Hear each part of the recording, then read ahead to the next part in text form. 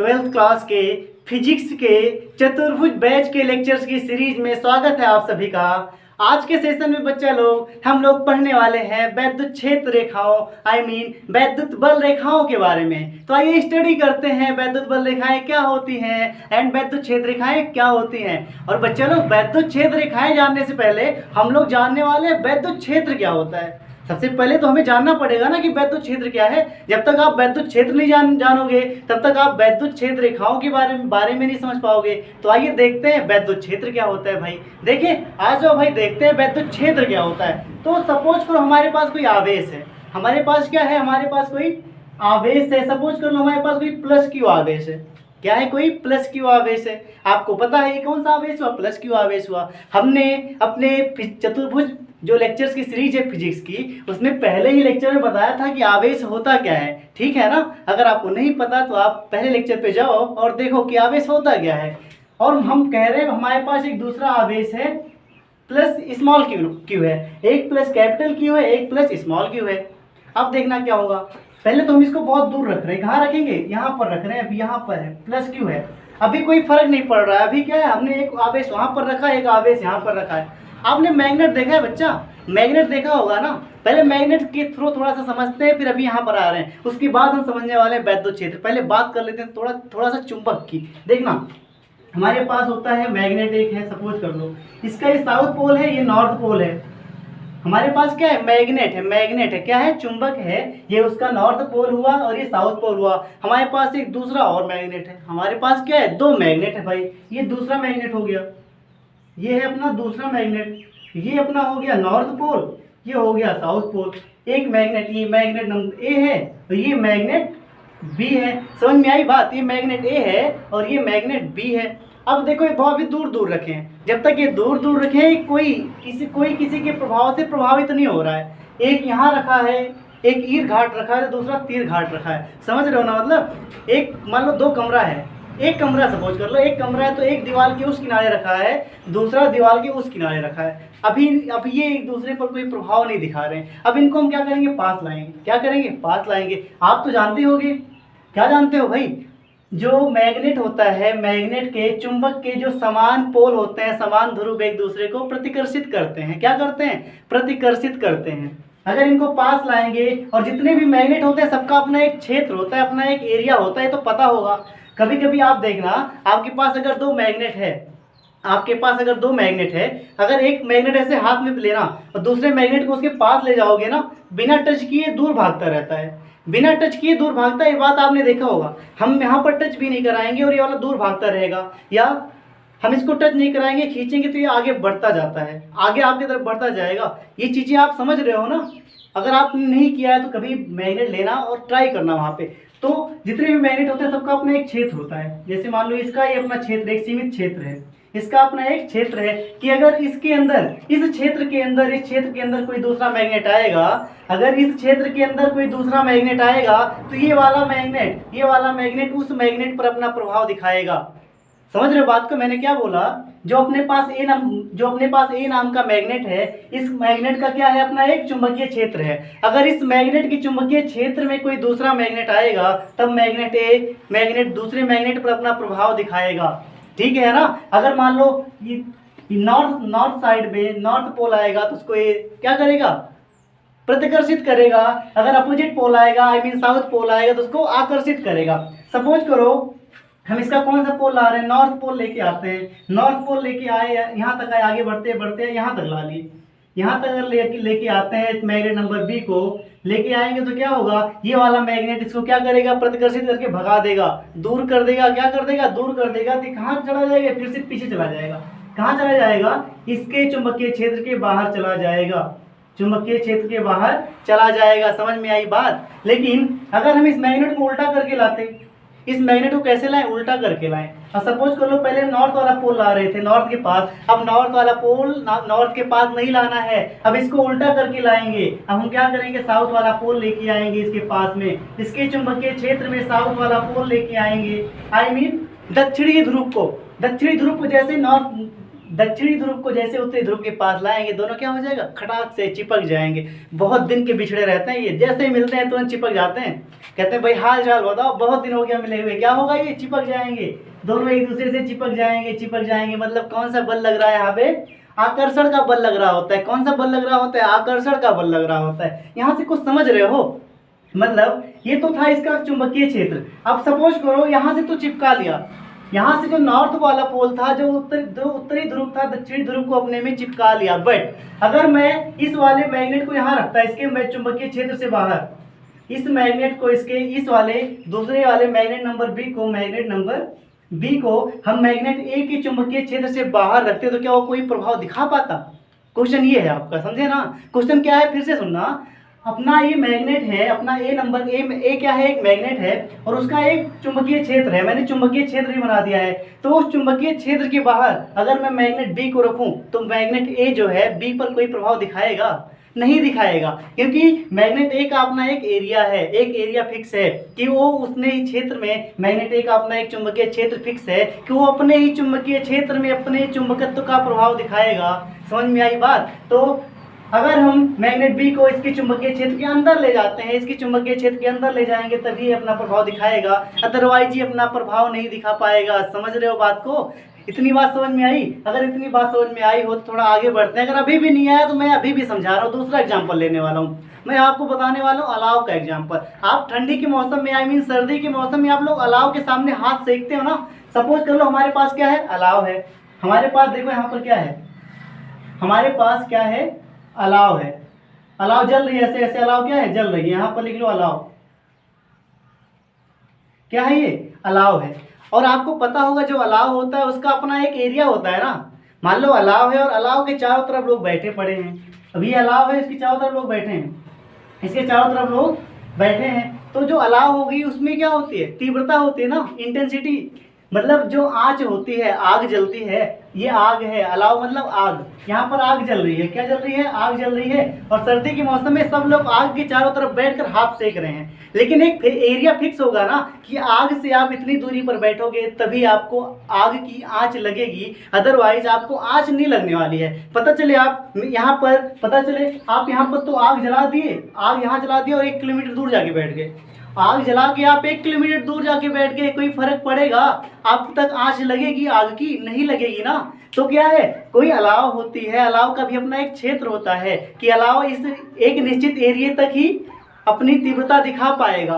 ये जो तब यहाँ पर अलाव जल रहा है, इसका भी अपना एक एरिया फिक्स होगा कि अगर इस एरिया में कोई आएगा, इस एरिया में कोई बैठता है, तभी उस तक आंच लगेगी। अगर इस एरिया से बाहर कोई बैठेगा तो उस पर आंच नहीं लगने वाली है। समझ रहे हो बात को? अगर अलाव का जो एरिया है, इस एरिया में कोई बैठेगा तभी उस पर आंच लगेगी, अदरवाइज उस पर आंच नहीं लगने वाली है। आई थिंक आपको बात समझ में आ रही है। जैसे हमने देखा मैग्नेट होता है, मैग्नेट का अपना क्या हुआ, चुंबकीय क्षेत्र हुआ, चुंबक का अपना चुंबकीय क्षेत्र होता है। वैसे हमने देखा अलाव का भी अपना एक क्षेत्र है, अपना एक प्रभावी क्षेत्र है कि अलाव के पास, अलाव का एक निश्चित एरिया होगा, उस एरिया में कोई बैठेगा तभी उस तक आंच जाएगी। अगर उस एरिया से दूर कोई बैठ रहा है तो उस पर आंच नहीं लगने वाली। इसी प्रकार जो अपने पास आवेश है, आवेश का भी एक क्षेत्र होता है।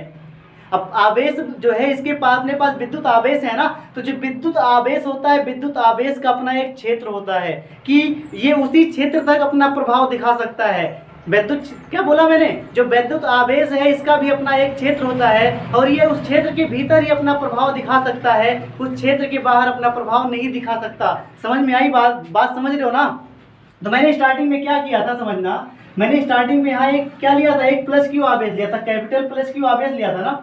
मैंने बोला एक कैपिटल प्लस क्यू आवेश है, स्मॉल क्यू आवेश है। अभी बहुत दूर कहाँ है, बहुत दूर है, बहुत दूर है, कोई फर्क नहीं पड़ रहा है। लेकिन इस आवेश का मैंने क्या बोला, कोई भी विद्युत आवेश होता है तो उसका अपना एक क्षेत्र होता है। मैंने बोला ना, सपोज करो इसका अपना एक क्षेत्र है, इसका अपना एक ऐसे क्षेत्र है, ये इसका क्षेत्र है। प्लस क्यू वाले आवेश का ये वैद्युत क्षेत्र है। क्या है, वैद्युत क्षेत्र है। स्मॉल क्यू आवेश है, वो इस जी ये वाला आवेश दूसरा वाला आवेश छोटा है तो इसका वैद्युत क्षेत्र भी छोटा होगा।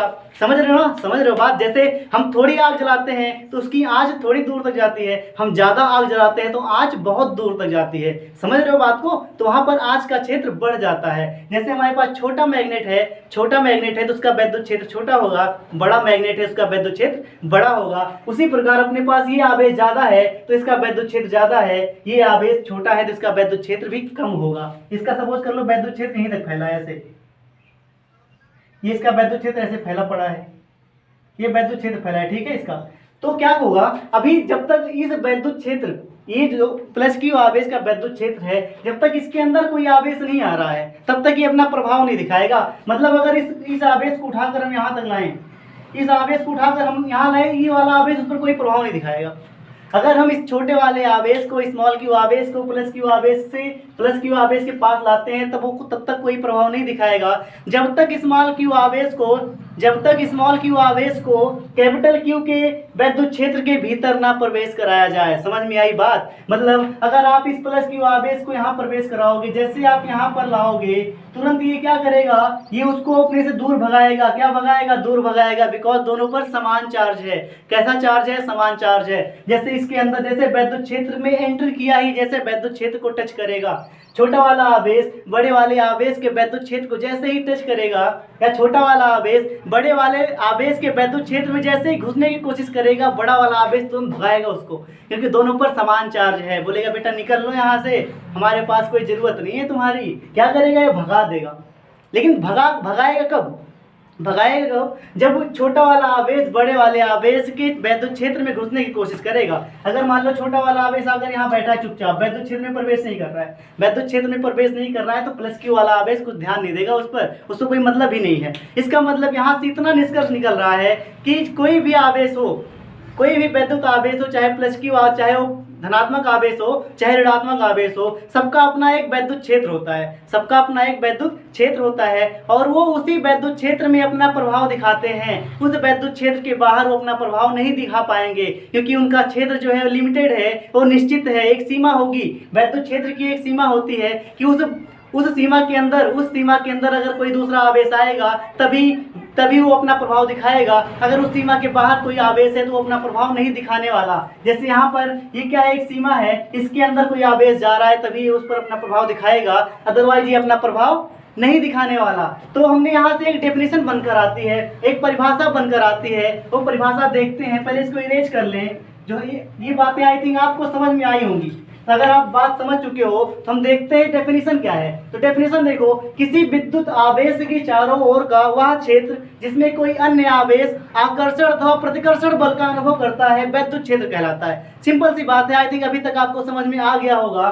किसी विद्युत आवेश के, क्या बोला मैंने, किसी विद्युत आवेश के चारों ओर का वह क्षेत्र जिसमें कोई अन्य आवेश लाने पर आकर्षण अथवा प्रतिकर्षण बल का अनुभव करता है वैद्युत क्षेत्र कहलाता है। ठीक है ना। मतलब अगर हमारे पास कोई आवेश है, मान लो कोई आवेश है प्लस क्यू है, इसका क्या होगा अपना, इसका एक वैद्युत क्षेत्र होगा। क्या होगा बच्चा? इसका अपना कोई वैद्युत क्षेत्र होगा। ये यहाँ पर स्थित है, इसका अपना एक वैद्युत क्षेत्र होगा, ये इसका वैद्युत क्षेत्र है। और मैंने क्या बताया, किसी विद्युत आवेश के चारों ओर का वह क्षेत्र जिसमें कोई अन्य आवेश लाने पर आकर्षण अथवा प्रतिकर्षण, मतलब हमारे पास यहाँ दो आवेश हैं, मान लो एक आवेश Q1 है, प्लस Q1 है, दूसरा आवेश माइनस Q2 है, दूसरा आवेश माइनस Q2 है। अब क्या करेंगे, अगर आप प्लस Q आवेश को इसके पास लाओगे, प्लस Q आवेश को यहाँ ले आओ, अभी कोई फर्क नहीं पड़ेगा। माइनस Q2 आवेश को यहाँ लाओ, अभी इस पर भी कोई फर्क नहीं पड़ेगा। लेकिन प्लस Q आवेश को जैसे वैद्युत और पास ले आओ, Q1 को हम और पास ले, अभी भी कोई फर्क नहीं पड़ा। लेकिन जैसे ही Q1 को वैद्युत क्षेत्र में घुसाओगे, जैसे ही प्लस Q1 को वैद्युत क्षेत्र में घुसाओगे, ये उसको भगा देगा, क्योंकि दोनों पर कैसा चार्ज है? समान चार्ज है। दोनों क्या है? समान चार्ज है। दोनों धनात्मक आवेश हैं, और समान आवेश एक दूसरे को सदैव प्रतिकर्षित करते हैं। इनकी लड़ाई हुई है, दुश्मनी है, पक्की वाली खानदानी दुश्मनी है। क्या करते हैं? एक दूसरे को प्रतिकर्षित करते हैं, एक दूसरे को देखना पसंद नहीं करते। बोलते बेटा मेरे आंख के सामने मत आ जाना, नहीं तो बहुत बुरा हो जाएगा। तो क्या होगा? भग जाएगा। एक बेचारा कमजोर सा है, देखते ही भग जाएगा। जैसे ही विद्युत क्षेत्र के अंदर घुसने की कोशिश किया, भगा देगा। एक बार देखेगा उसकी तरफ ऐसे, अपने आप डर के मारे भग जाएगा। ये भगा, ये लो, ये भगा, रुकने वाला नहीं, फिर से भग के वहीं जाके, यार बेटा कह रहे ठीक है हम नहीं आने वाले तुम्हारे वैद्युत क्षेत्र में, तुम रहो खुश रहो भाई। ये जो ये Q1 आवेश था, बोला तुम खुश रहो बस हम नहीं आएंगे। लेकिन भाई ये -Q2 आवेश था, ये क्या किया, थोड़ा ये और पास गया, थोड़ा चिपकने की कोशिश कर रहा है, थोड़ा और पास जा रहा है। जैसे ही ये वैद्युत क्षेत्र में घुसने की कोशिश करेगा, क्या कर रहा है, सपोज करो यहाँ पहुंच गया, Q2 आवेश यहाँ पहुंच गया, ये भी क्या कर रहा है, तुरंत खींचेगा कि आ जाओ आ जाओ आ जाओ, ये खींच लेगा अपनी तरफ। क्या कर लेगा, खींच लेगा। मतलब यहाँ पर कौन कौन सा बल देखा आपने, जब हमने +Q आवेश लाया, +Q आवेश लाया तो यहाँ प्रतिकर्षण बल लगा। कौन सा बल लगा, प्रतिकर्षण बल लगा। हम -Q आवेश लाए तो आकर्षण बल लगा। कौन सा लगा, आकर्षण बल।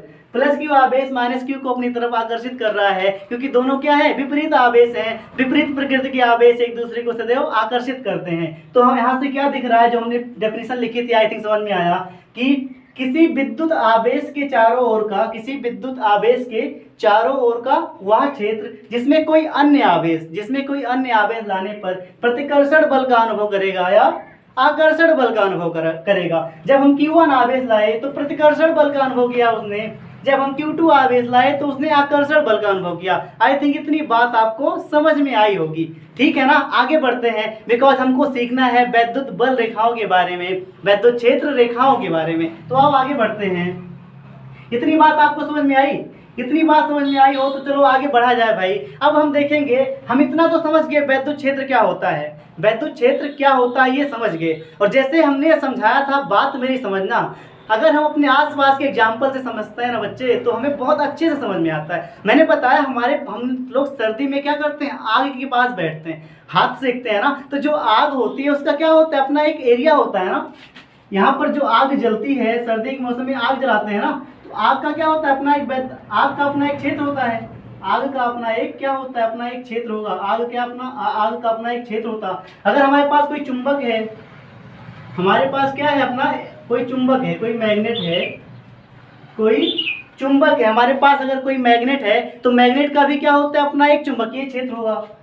ये सपोज कर लो, इसका ये मैग्नेट का चुंबकीय क्षेत्र हो गया, चुंबक का चुंबकीय क्षेत्र हो गया। और अगर अपने पास कोई आवेश है, क्या है, कोई आवेश है, तो उस आवेश का भी क्या होता है, एक वैद्युत क्षेत्र होता है। क्या होगा, क्या समझे। हमने बोला हमारे पास सर्दी में जो हम आग तापते हैं उसका भी अपना एक क्षेत्र होता है, अपना एक प्रभावी क्षेत्र होगा ना, कि आग का प्रभाव जो है, आग की जो आंच होती है एक लिमिटेड एरिया, एक निश्चित एरिया में ही लगेगी ना। अगर आप आग से बहुत दूर जाओगे तो उसका प्रभाव आपको नजर नहीं आएगा, आपको आंच नहीं लगेगी। वैसे ही चुंबक जो होता है, चुंबक का भी अपना एक क्या चुंबकीय क्षेत्र होता है। उसी प्रकार जो आवेश है, इसका भी अपना, जो विद्युत आवेश है उसका भी अपना एक वैद्युत क्षेत्र होता है। लेकिन हम क्या पढ़ने वाले, वैद्युत क्षेत्र रेखाएं। हमें ये तो पता चल गया कि जो क्षेत्र होता है, वैद्युत क्षेत्र होता है, तो वास्तविक वैद्युत क्षेत्र है। वैद्युत क्षेत्र क्या है, वैद्युत क्षेत्र एक वास्तविक वैद्युत क्षेत्र है। लेकिन वैद्युत क्षेत्र को कैसे दिखाते ये हमें नहीं पता चला अभी तक।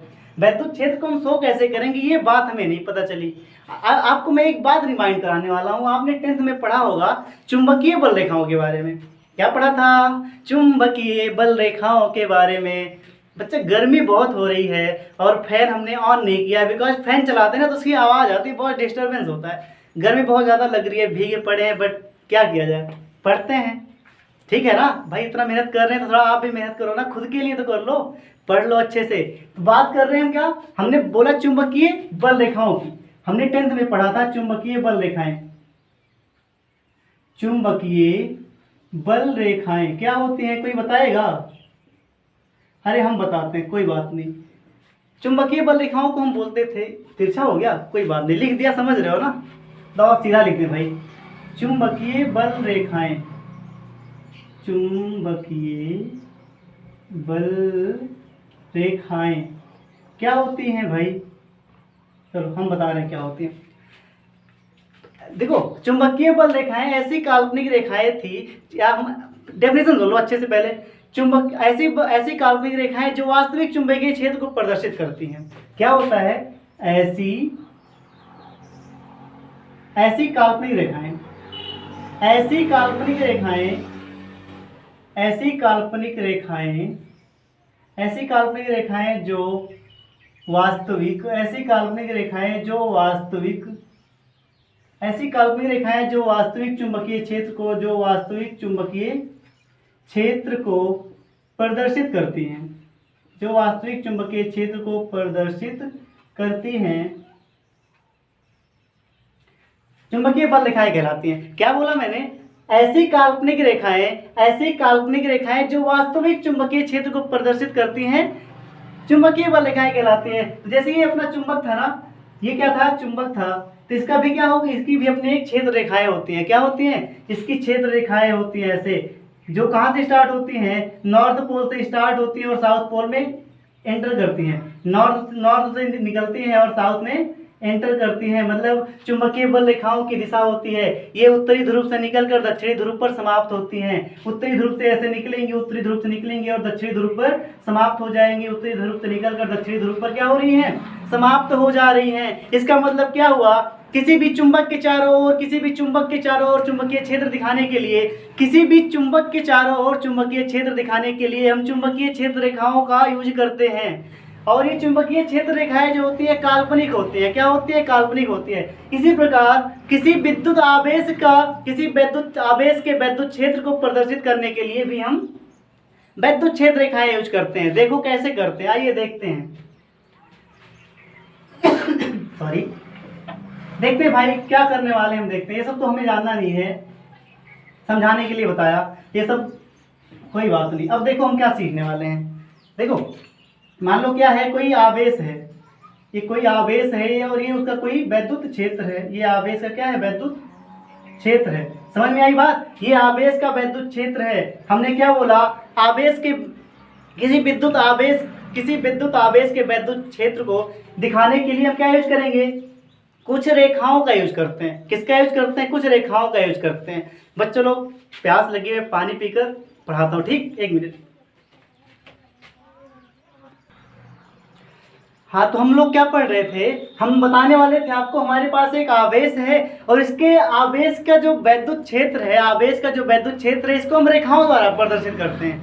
क्या करेंगे? हम आवेश का जो वैद्युत क्षेत्र होता है इसको कुछ काल्पनिक रेखाओं द्वारा प्रदर्शित करेंगे। मतलब हम ऐसे दिखाएंगे, हम जो वैद्युत क्षेत्र होगा इसको हम कुछ रेखाओं द्वारा प्रदर्शित करते हैं। ठीक है ना? आई थिंक आपको बात समझ में आ रही है। ऐसे हम प्रदर्शित करते हैं। अब देखना, तो यहां से जैसे हम लोगों ने अभी पढ़ा था चुंबकीय बल रेखाओं के बारे में, मैंने बताया था ऐसी काल्पनिक रेखाएं जो वास्तविक चुंबकीय क्षेत्र को प्रदर्शित करती हैं, चुंबकीय क्षेत्र रेखाएं कहलाती हैं। वैसे ही हमने क्या लिखा है? ऐसी काल्पनिक रेखाएं जो वास्तविक विद्युत क्षेत्र को प्रदर्शित करती हैं। क्या है विद्युत क्षेत्र? क्या है विद्युत क्षेत्र? तो एक वास्तविक क्षेत्र है ना, विद्युत क्षेत्र तो एक वास्तविक क्षेत्र है। तो ऐसे ही हमने लिखा, वह काल्पनिक रेखाएं या ऐसी काल्पनिक रेखाएं जो वास्तविक विद्युत क्षेत्र को प्रदर्शित करती हैं, विद्युत बल रेखाएं या विद्युत क्षेत्र रेखाएं कहलाती हैं। एक बार मैं फिर से बता रहा हूँ डेफिनेशन।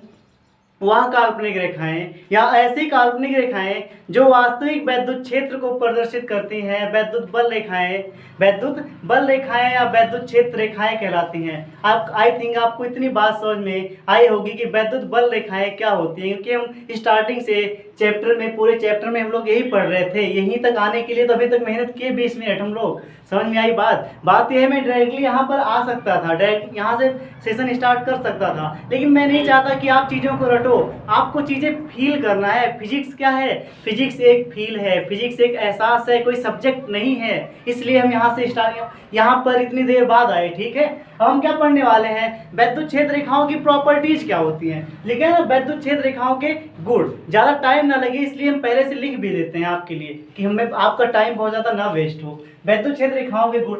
अब देखो भाई, विद्युत क्षेत्र रेखाओं का पहला गुण हम ये पढ़ेंगे कि विद्युत क्षेत्र रेखाएं, जैसे हम देखते हैं चुंबक में देखते हैं, ये चुंबकीय क्षेत्र रेखाएं हैं, वो उत्तरी ध्रुव से चलकर दक्षिणी ध्रुव पर समाप्त होती हैं।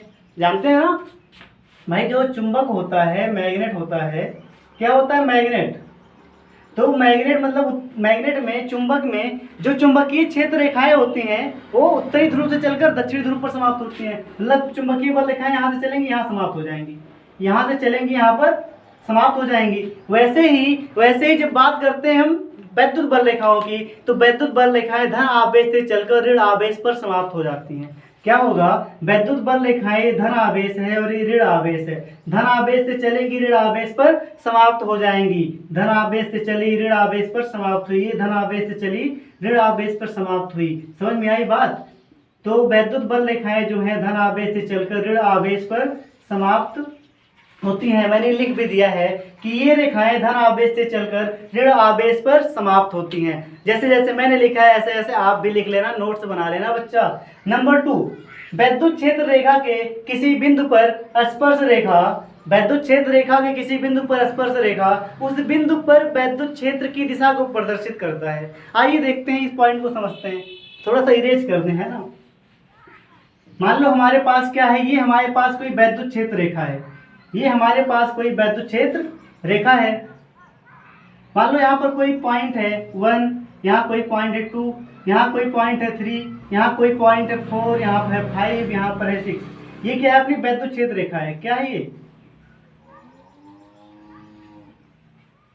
ये है विद्युत क्षेत्र रेखा, विद्युत क्षेत्र रेखा, ये कोई विद्युत क्षेत्र रेखा है। और विद्युत क्षेत्र रेखा पर बहुत सारे पॉइंट हैं।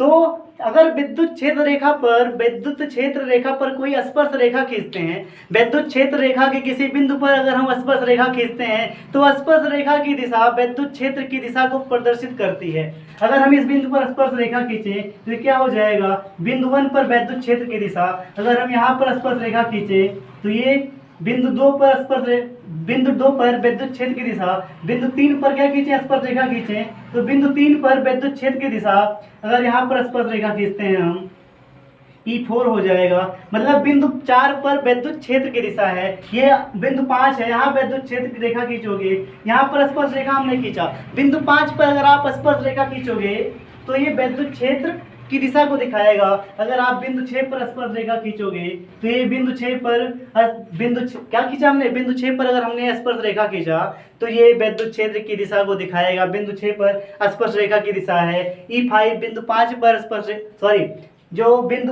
बिंदु 5 पर जो स्पर्श रेखा है E5 वो बिंदु 5 पर विद्युत क्षेत्र की दिशा है।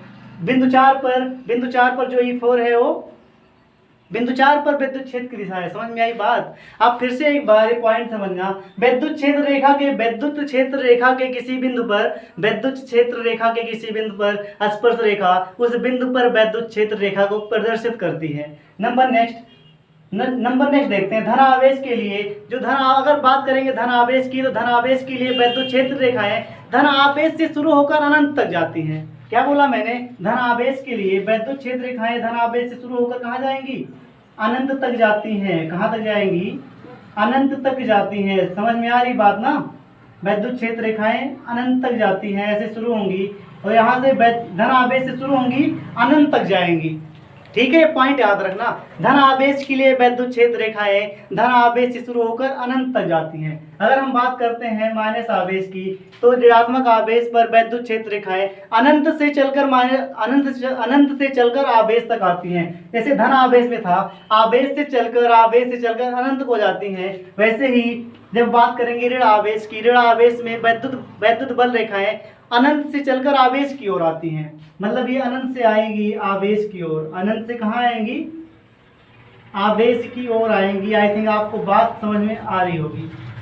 ठीक है ना, बात आपको समझ में आ रही है, इतनी बात समझ में आई, हमने लिखा भी है। धनावेश के लिए यह धनावेश से शुरू होकर अनंत तक जाती है और ऋणावेश के लिए ये अनंत से शुरू होकर ऋणावेश तक आती हैं। इतनी बात आई थिंक आपको समझ में आई होगी। सपोज करो अगर पास पास दो धनावेश हैं तो क्या होगा, ये तो हमने बगल में लिखा है, वहां से देख लेना, ये तो समझा रहे हैं, ठीक है, इरेज कर रहे हैं इसको।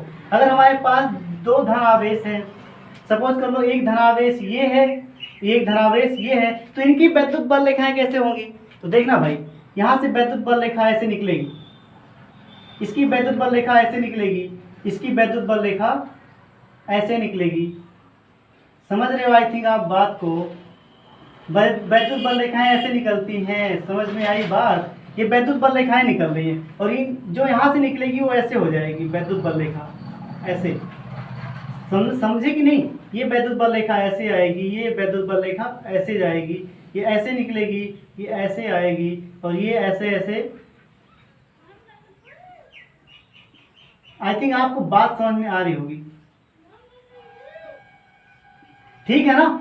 यहाँ पर क्या देख रहे हैं हम, जो ये भी प्लस आवेश है, ये भी प्लस आवेश है, जैसे दोनों प्लस प्लस के कारण वैद्युत छेद रेखाएं एक दूसरे को कभी कट नहीं करेंगी, ये यहाँ तक आएगी, यहाँ से ऐसे मुड़ जाएगी, और इस मतलब इस प्लस आवेश के कारण जो वैद्युत छेद रेखा होगी यहाँ तक आकर मुड़ जाएगी, और ये वाली वैद्युत छेद रेखा इसकी भी यहाँ से आकर मुड़ जाएगी, मतलब ये कभी भी एक दूसरे को कट नहीं करेंगे। यहाँ से पता चलता है कि समान आवेश एक दूसरे को प्रतिकर्षित करते हैं। यहाँ से क्या पता चलेगा, समान आवेश एक दूसरे को प्रतिकर्षित करेंगे। ऐसे ही अगर ऋण आवेश होता तो क्या होता, मान लो ये एक ऋण आवेश है, ये दूसरा ऋण आवेश है, तो यहाँ से भी क्या होगा, ऐसे ये भी बनेगा, ठीक है ना। इसकी भी बल रेखाएं ऐसे ही बनेंगी, बस अंतर ये होगा, अंतर क्या होगा बच्चा, अंतर ये होगा कि इसमें वैद्युत बल रेखाएं, जैसे धन में क्या हो रहा था, धन में क्या हो रहा है, वैद्युत बल रेखाएं यहाँ से धन आवेश से निकलकर बाहर की ओर जा रही हैं, धन आवेश से निकलकर वैद्युत छेद रेखाएं बाहर की ओर जा रही हैं। यहाँ पर क्या होगा, वैद्युत ऋण आवेश में वैद्युत छेद रेखाएं अनंत से आएंगी, बाहर से आएंगी आवेश की ओर, ये बाहर से आएंगी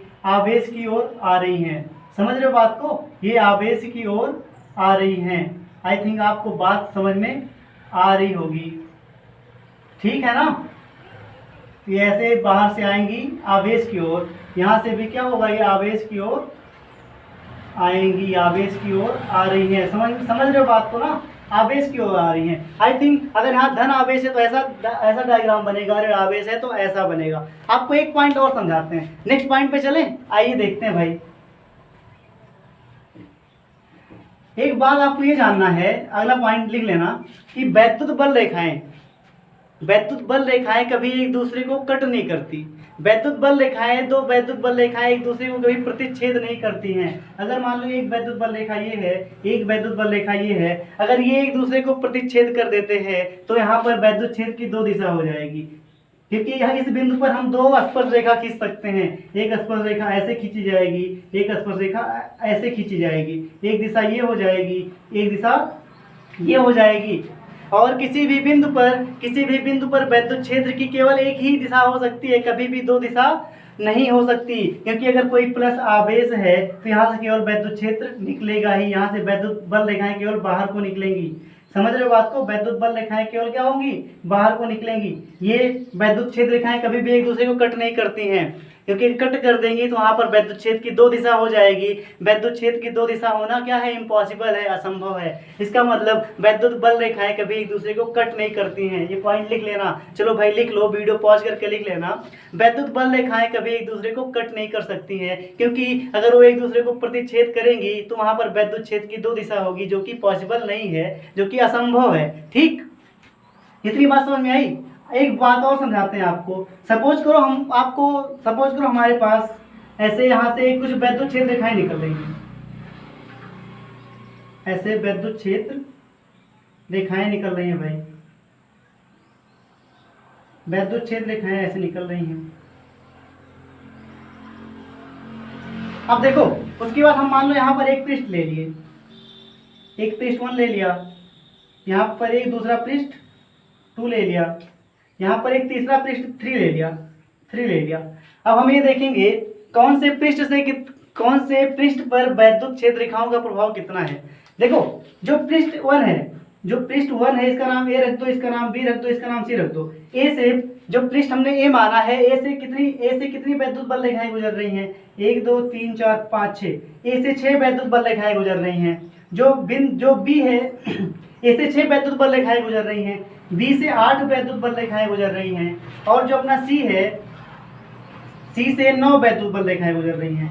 हमने क्या बोला, ए से 6 वैद्युत बल रेखा गुजर रही है, बी से 2 वैद्युत बल रेखा गुजर रही है, और सी से 9 वैद्युत बल रेखाएं गुजर रही हैं। इसका मतलब ये होगा बच्चा लोग, जो वैद्युत बल रेखाओं की जो समीपता होती है, या किसी पृष्ठ से जितनी ज्यादा वैद्युत बल रेखाएं गुजरेंगी, समझ लो उस पृष्ठ से गुजरने वाला वैद्युत क्षेत्र उतना ही अधिक होगा। अगर वैद्युत बल रेखाएं पास हैं, समझ लो वहाँ वैद्युत क्षेत्र प्रबल है। अगर वैद्युत क्षेत्र रेखाएं दूर दूर हैं तो समझ जाना वहाँ वैद्युत क्षेत्र प्रबल नहीं है। ठीक है ना, मतलब अगर देखो ऐसे हम लाइन खींच दें, ये वैद्युत क्षेत्र की दिशा है, ये वैद्युत क्षेत्र है, और यहाँ पर हम ऐसे खींच दें,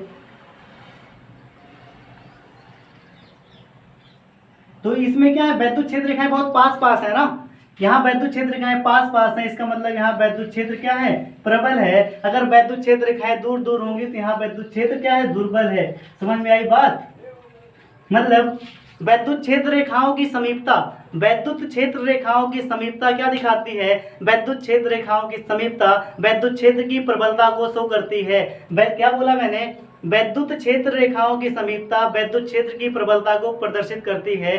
दूसरा नंबर, वैद्युत क्षेत्र रेखाओं की का दूर दूर होना, वैद्युत क्षेत्र रेखाओं का दूर दूर होना वैद्युत क्षेत्र की प्रबलता, वैद्युत क्षेत्र की दुर्बलता को प्रदर्शित करता है।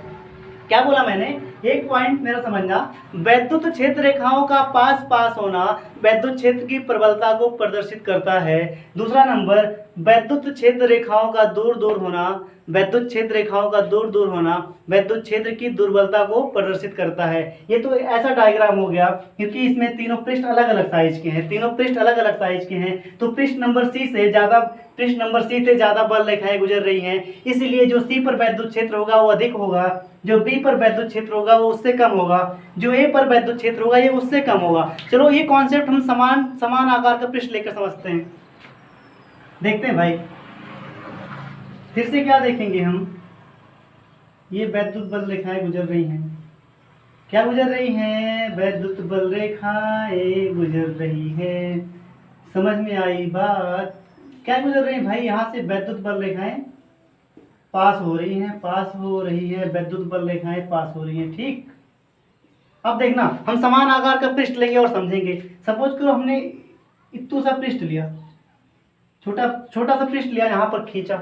अब यही पृष्ठ मान लो हम यहाँ पर लाके खींच रहे हैं, यहाँ पर पृष्ठ का आकार क्या है, समान है, यहाँ खींच दिया, उसके बाद वही पृष्ठ यहाँ खींच दिया, वही पृष्ठ यहाँ खींच दिया। अब देखना इसमें क्या हो रहा है, यहाँ जब यहाँ वाला पृष्ठ है इसको ए नंबर दे दो, इसको बी नंबर दे दो, इसको सी नंबर दे दो। जो पृष्ठ नंबर ए है उसमें देखना कितनी वैद्युत बल रेखाएं गुजर रही हैं, 1 2 3 4 5 6, मतलब पृष्ठ नंबर ए से 5 वैद्युत बल रेखाएं गुजर रही हैं, पृष्ठ नंबर ए से 5 वैद्युत बल रेखाएं गुजर रही हैं। जो पृष्ठ नंबर बी है, पृष्ठ नंबर बी से 3 वैद्युत बल रेखा गुजर रही है, और पृष्ठ नंबर सी से यहाँ से भी, इसको ऐसे खींच दो, यहाँ नहीं यहाँ बनाओ, दोनों बराबर बराबर जगह हो जा रहा है ना, बी वहाँ पे है, बी वहाँ पे है, तो यहाँ सी यहाँ बना दो, सी बना दो, यहाँ पे यहाँ बना दो सी, ये हो गया सी। मतलब जो ए नंबर है, पृष्ठ नंबर ए है, तीनों पृष्ठ का आकार समान है, बात समझना। पृष्ठ नंबर ए से 5 वैद्युत बल रेखा गुजर रही है, पृष्ठ नंबर सी से 4 वैद्युत बल रेखा गुजर रही है, और पृष्ठ नंबर बी से 3 वैद्युत बल रेखा गुजर रही है। यहाँ से एक बात समझ रहे हो आप, यहाँ से बच्चा बात ये समझना है आपको, जहाँ पर वैद्युत बल रेखाएं समीप हैं, जहाँ पर वैद्युत बल रेखाएं समीप हैं वहाँ वैद्युत क्षेत्र प्रबल है, जहाँ पर वैद्युत क्षेत्र रेखाओं की समीपता घटती जा रही है वहाँ वैद्युत क्षेत्र प्रबल नहीं है, मतलब दुर्बल है। मतलब यहाँ वैद्युत क्षेत्र ज़्यादा प्रबल है, यहाँ कम प्रबल है, यहाँ एकदम प्रबल नहीं है, मतलब दुर्बल है। ठीक है, थोड़ा और समझाते हैं, देखना और समझते हैं, जितना समझो उतना ही कम है, थोड़ा और समझा जाए ना। देखना आप क्या होगा। चलो भाई हम क्या निकाल रहे हैं, यहाँ से ये वैद्युत क्षेत्र रेखा जा रही है, क्या जा रही है, वैद्युत क्षेत्र रेखा गुजर रही है, ये है वैद्युत क्षेत्र रेखा। क्या है ये, वैद्युत क्षेत्र रेखाएं हैं, वैद्युत क्षेत्र रेखाएं हैं। देखना यहाँ पर हमने एक पृष्ठ बनाया, एक पृष्ठ यहाँ बनाया, उसके बाद एक पृष्ठ यहाँ पर बनाया, उसके बाद हमने एक पृष्ठ, वही पृष्ठ समान आकार का यहाँ बना दिया। देखना ये पृष्ठ नंबर ए है, पृष्ठ नंबर बी है, ये पृष्ठ नंबर सी है। पृष्ठ नंबर ए से 3 वैद्युत बल रेखा गुजर रही है, पृष्ठ नंबर बी से 2 वैद्युत बल रेखा गुजर रही है, पृष्ठ नंबर सी से 1 वैद्युत बल रेखा गुजर रही है। इसका मतलब पृष्ठ ए की बात करेंगे, पृष्ठ ए की बात करेंगे तो वैद्युत बल रेखाएं बहुत पास पास हैं। अगर वैद्युत बल रेखाएं पास पास होती हैं तो हम कहते हैं वहां पर वैद्युत क्षेत्र प्रबल है। पृष्ठ नंबर 2 की बात करें तो हम क्या देख रहे हैं, वैद्युत बल रेखाएं थोड़ा दूर दूर हैं। जहां वैद्युत बल रेखाएं दूर दूर होती हैं उसका मतलब होता है वहां पर वैद्युत क्षेत्र दुर्बल है। पृष्ठ नंबर 1 की बात करें तो यहाँ वैद्युत क्षेत्र बहुत दुर्बल है, किसकी तुलना में, ए और बी की तुलना में। समझ में आई बात। आई थिंक आपको वैद्युत बल रेखाओं का कॉन्सेप्ट समझ में आया होगा। अगर आपको इतना कॉन्सेप्ट समझ में आता है, मैं मानता हूँ लेक्चर थोड़ा लेंदी हो गया है वैद्युत बल रेखाओं का, लेकिन अगर आप एक लेक्चर पूरा देख लोगे वैद्युत बल रेखाओं का तो आई गारंटी आपको कोई फेल नहीं करने वाला। वैद्युत बल रेखाओं में आप पूरा फील कर लोगे कि वैद्युत बल रेखा होती क्या है। अगर आपको हमारा लेक्चर पसंद आता है तो आप हमारे चैनल को लाइक करो, शेयर करो एंड सब्सक्राइब करो। मिलते हैं नेक्स्ट सेशन में कुछ ऐसे ही अच्छे कॉन्सेप्ट के साथ, ठीक है।